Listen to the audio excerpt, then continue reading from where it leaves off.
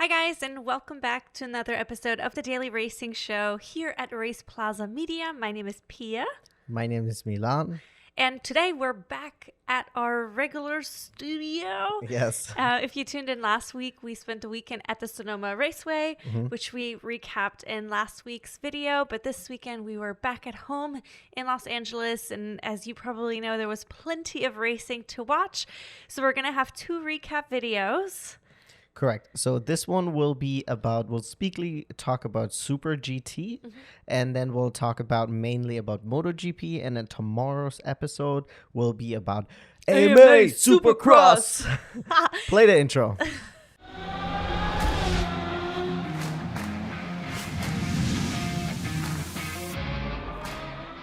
Okay, before we get into the wild, amazing, best race of the season of MotoGP thus far, our best race that we've 100%. seen ever, because I mean, this is our very first season, we wanted to quickly talk about a different type of racing that you watched as well, or peeked into. So why don't you kick us off? Correct. I thought I was going to watch the whole race, but it ended up just being a highlight video. Oh, gotcha. So I watched a highlight video of the race one for the Super GT at the Okayama International Circuit. If you guys watched some videos on the channel before, you guys might know I'm a big fan of the track. I really, really like it. It just has the perfect combination of, like, there's a straight in there, you have different types of corners and stuff like that. So I personally really like racing on it, on iRacing in the Formula V. However, somebody just graduated to the next class. Woo-hoo! I'm on Formula 4 now, you know what I mean? Yeah, so I'll do my first race probably tomorrow evening. But anyways, so you have the Super GT championship first round on first race weekend of the championship. And it was really insane. There's lots and lots of overtaking, especially on a track like Okayama International Circuit. So if you have the chance to check it out, I highly recommend, because they even offer English commentary.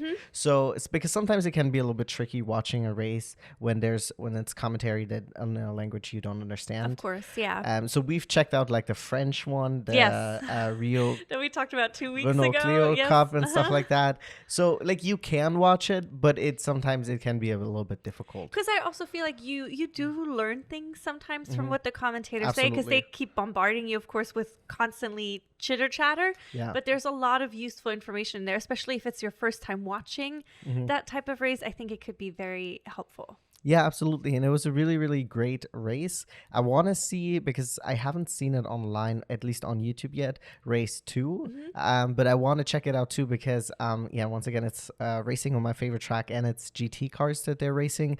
So I like that they're sometimes a little bit more like, they're bullies on the track, you know, and you can see that, like, they're overtaking. They're not too afraid sometimes to just like really pull out the elbows, because of course you want to avoid contact, and sometimes contact in GT racing is not as devastating as in like Formula 1 or any of the Formula cars usually.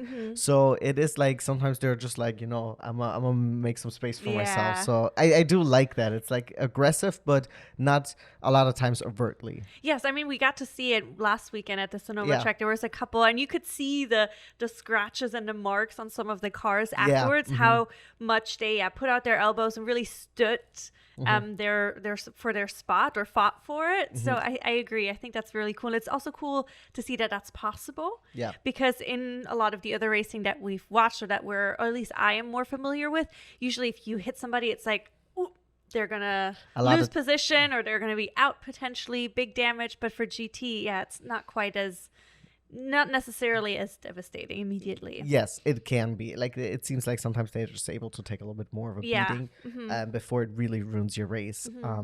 Anyways, so check that out. And so let's talk about MotoGP.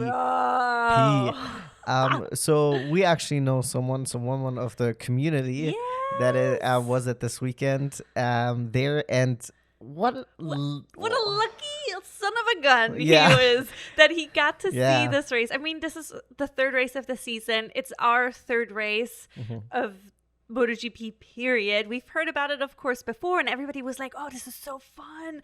And then the first race was okay. I thought it was not a lot of on-track action. The second one in Portugal was a little bit better, but this race, I mean, right from the get-go, I was lucky enough. I got to watch qualifying on Saturday as well. Then we watched the sprint race together as well, and both of them were also action-packed. I mean, let's start off with qualifying. Jorge Martin crashed twice. He had to go to the pits, and I mean, it was wild. Like he seemed almost frantic also,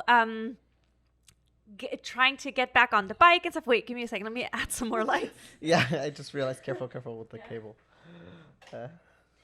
There we go. I was like, it just got dark. The sun just went down. Yeah. But yeah, so even qualifying was already really interesting. And then Maverick Vinales, he won qualifying. He started on pole. Sprint race, he won sprint race. And spoiler, he won the actual race. But how he won the race? And he also broke the record for fastest lap time. Yes, exactly. On the track. He had... his lap time during qualifying was 1 second faster than Bagnaya's winning lap last year, which is fastest lap. Fastest lap, I guess. Yeah, last year, which is absolutely incredible. Yeah, this is his track. He's so fast around it. But yeah, to start from the beginning, he was actually not in contention for the main race to win it whatsoever. Yeah, because after the start, he was 11? Yeah, he had such a poor start. I mean, he started from pole, and then he got caught in the middle. He went a little bit wide, so a bunch of people went on the inside of him. So he was a little bit further down the pack. So we kind of... Party foul! Wow. You're not getting paid this week. Well, I don't ever get paid for this. Okay, well... Anywho, definitely no money this week. But putting away my money. Only pay my employees in cash. I apologize, guys. So he went down the pack. He was around 9th, 10th. Mostly 9th after the first lap. And so we really didn't watch him for because there was too much going on in the front. So much. So we had, Pedro Acosta first was leading the race, and then behind him was Jorge Martin. We had Marc Marquez, and also Bagnaia was with them in the front, and they were so close and constantly battling each other. Yeah, they were constantly switching from like I think Marc Marquez originally was fourth, then he ended up sneaking into second, then back to third, then to second, and then he ended up making it to first. Oh my gosh, lap 10, he ended up taking the lead, and we were freaking out. I mean, Asta was also freaking out because he has won 7 times at the Coda track. But then in the same lap, he fell. Yeah. I think his front tire, there was no grip, or he was asking for too much grip. Yeah. The bike just dropped and he just slid out of the race. Yeah. And it was like half a lap after his brother.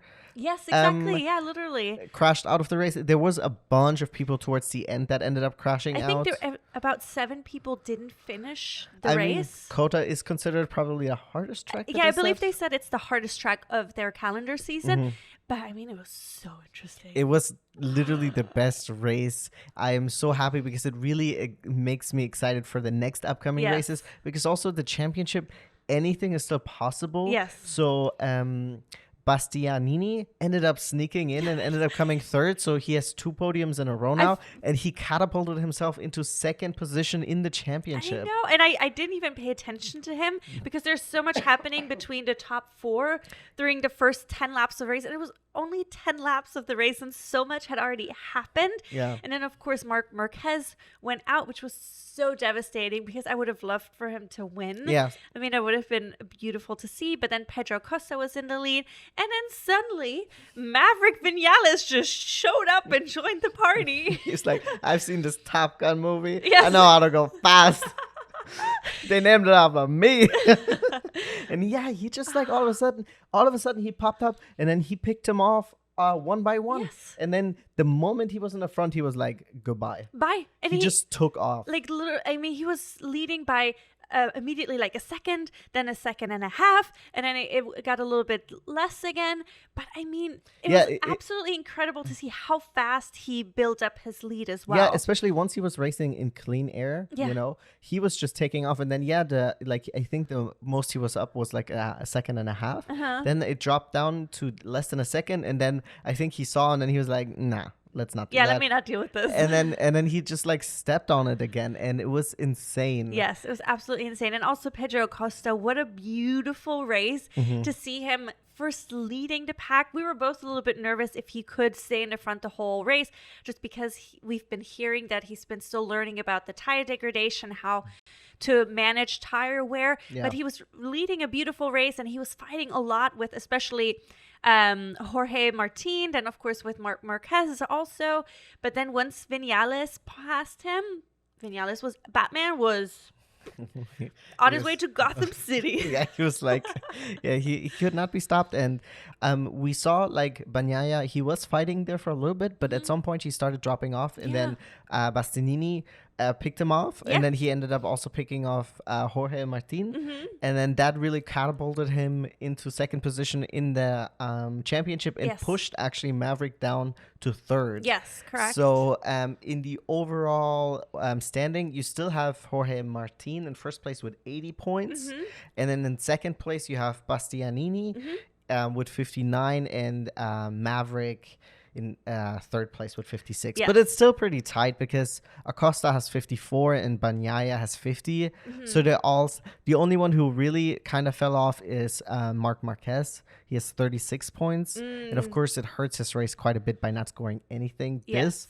He did score points, I believe, during the sprint. Yes. But he didn't, of course, place anything. And that's quite tough. Yeah. I mean, really, if you guys can, especially if you're in the US, you can watch it on Max. You can rewatch the race. We rewatched it because we couldn't watch it live. So we watched it like 2 hours after. It's worth it. It's worth it. If you really wanted to check it out, because like our recap is not doing it justice, how exciting and how interesting it was. I wish we would have live streamed it because we were screaming and yelling and celebrating and there was a heartbreak in it. And like the last, I think 4 laps, they were like, oh yeah, Vinales has it. I'm like, guys, don't even because say they that. said that about Pedro, and then he didn't win it, Yes, it was such an amazing race. Stop setting people up for failure. I will say it's really funny. In our racing news video, I was talking about how Fabio Quartararo, I don't know how to pronounce it French. I didn't realize he was French anyways. I thought he was Spanish, but he renewed his contract with Yamaha because the only other option was to go to Aprilia. And Aprilia is a team that struggles with mechanical and technical failure. Now they won. They won the sprint and just to spite the me. main race. They saw our video and then they're like, yep, this MFR.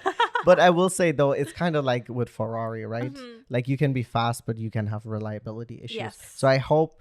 I know that he said he had issues with the clutch in the beginning, and that's why it ruined his start. And maybe in a different track, he would have not been able to make up this time. But I hope they're able to figure that out. And then, it would be cool to see him fight for more wins. Yes. More podiums. So I'm really, really excited for the next race, which will be in... Spain, I believe. Is it Barcelona? I don't know off the top of my head. I just see that it says Spa. So I'm sure it's Spain. I don't know either. But I'm very much looking forward to it. I mean, this race really kind of ignited my fire for MotoGP, but it's also just so... In Valencia is the next one. Valencia. No, this was the test. Oh. Circus de Jerez. Oh, that's the one I'm practicing right now for Formula 4. Oh, wait, that's still the test. Sorry. Oh, no, it is. It is. Woo! Circuito de Jerez. Yes, I'm actually practicing that one. Oh, right now for nice. Formula Okay, 4. perfect. So maybe you'll have some insight for us. We'll see if I'm going to be faster in a Formula 4 car compared to... Because they have about a 30-second difference to Formula 1. Oh, okay, But I do believe MotoGP... No, I'm actually doing our... Oh, I don't know what their times are, so we'll see. We'll see. So we'll talk about that next weekend. But I mean, what an exciting race. You guys should definitely check it out. Yeah, it's also I'm always in awe watching them. Not only the speeds, but how close they get to each other. I love all the onboard cameras where you see really how little space there is, not even just in front and behind each other, but also next to each other when they lie down in the corners, where they don't just take the corner a little bit. I mean, we've both been on a motorcycle, but they like lay in the corner.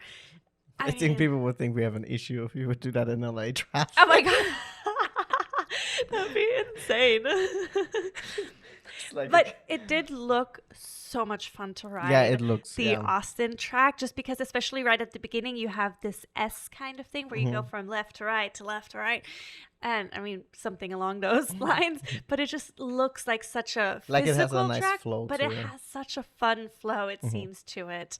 I also want the one last thing I've been thinking about, especially just also the Coda track has a lot of elevation changes. We saw it in the Sonoma track when we were actually in person there, that as a child or growing up, it sounds so stupid. I didn't think about that that's a thing, that there's, I thought it was always flat. Yeah, I mean, because it's a racetrack, so I assumed I think maybe this also comes from, like, this sounds really wild, but from the original Mario Kart, because it's all flat. And like all the racing I knew from that was like or that, even like when we used to play the Formula One Monza track, I never noticed elevation changes. To be fair, Monza doesn't have crazy, just like one dip. Yeah, but that was the thing, my reference point. So it sounds probably so games silly back in the now, day couldn't really display it that much. But I think it's so cool to see those elevation changes now and what an impact it has on the bikes and on the cars and on the tires, the potential air you get from it. But that's just me going off tangent and just sharing my love for the sport. I think it's just so cool. It is, yeah. It's really, really awesome. At least if you don't want to watch the whole race, even though I think the whole race is less than 50 minutes. Yeah. So it's definitely like watchable. If not, just check out the highlights because it's so absolutely worth it. Yes, 100%. Also, in the comments down below, let us know what you watched this weekend. If you checked out MotoGP, what a crazy race. Let's talk. You know? Let us know, please. And then, as always, thank you guys so much for tuning in. Like and subscribe. And we will be seeing you guys here tomorrow at the Daily Racing Show with recap about AMA Supercross. Correct. Sorry, I didn't know that was my cue. I thought you were just going to say Supercross. All right. Bye, guys. Bye.